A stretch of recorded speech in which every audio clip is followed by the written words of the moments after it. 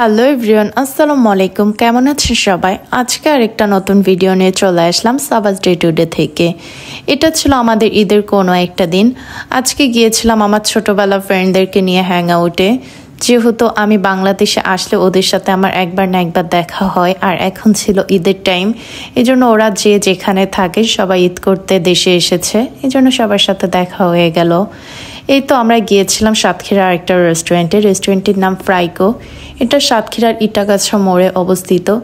রেস্টুরেন্টটি এত সুন্দর, ওদের পরিবেশটা খুবই সুন্দর ছিল, ভিতরটা অনেক শান্ত, চারিপাশে গ্লাভস লাগানো, বাহিরের ভিউটা এত সুন্দর লাগছিল। সাতক্ষীরার মধ্যে এরকম একটা রেস্টুরেন্ট আমি আসলে আগে কখনো দেখি নাই। রেস্টুরেন্টের চারিপাশটা অনেক ক্লিন ছিল।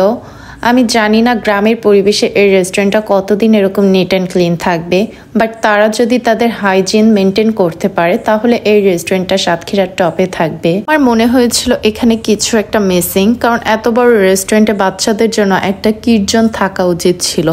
হয়তো এটা ফিউচারে তারা করতে পারে, কারণ এখানে বেবিগুলো অনেক বেশি দৌড়াচ্ছিল এরকম খোলা পরিবেশ পেয়ে। এখানে যদি একটা কিড জোন থাকতো তাহলে বেবিরা তাদের নিজেদের মতো করে টাইম স্পেন্ড করতে পারতো।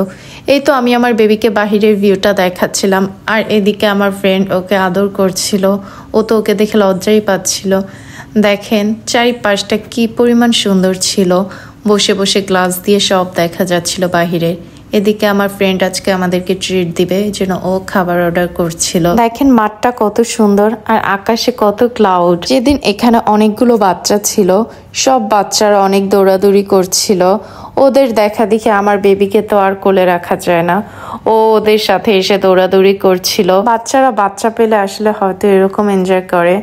ও তো বাসায় একা থাকতে একদমই পছন্দ করে না, ওদের সাথেও খুব এনজয় করছিল, যেটা দেখে আমারও অনেক ভালো লাগছিল।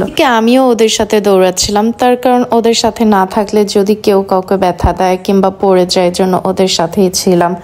এর মধ্যেই আমাদের ফুড চলে আসে। আমরা অর্ডার করেছিলাম স্পেশাল বার্গার, সাথে চিকেন ফ্রাই, ফ্রেঞ্চ ফ্রাই আমরা অর্ডার করেছিলাম। ওদের বার্গারটা অনেক মজার ছিল, খুব জুসি টাইপের একটা বার্গার, ঠিক চিলক্সের বার্গার যেরকম, ওদের বার্গারটা আমার কাছে ঠিক সেম লেগেছে। এই তো আমরা ফ্রাইকো থেকে বেরিয়ে গিয়েছিলাম একটা মোমোর দোকানে, কারণ এখানের মোমোটা অনেক বেশি মজা। আমরা সাতক্ষীরাতে গেলে এই দোকানের মোমো একবার হলেও খেয়ে আসি। এদিকে আবার সন্ধ্যা হয়ে আসছিল, যেহেতু বাচ্চা নিয়ে এসেছি তো তাড়াতাড়ি যেতে হবে। এদিকেও আমাদের খাবার চলে আসে। আমরা অর্ডার করেছিলাম চিজ মোমো। চিজ মোমোটা ওদের স্পেশাল এবং অনেক বেশি মজা। এই দোকানটার নামই মোমো টোমো। চিজ মোমোর জন্য এই দোকানটা এত বেশি বিখ্যাত। এটার সাথে আমরা অর্ডার করেছিলাম meat box, mint lemonade, vanilla shake. এই প্রত্যেকটা ফুডই অনেক বেশি ফেমাস।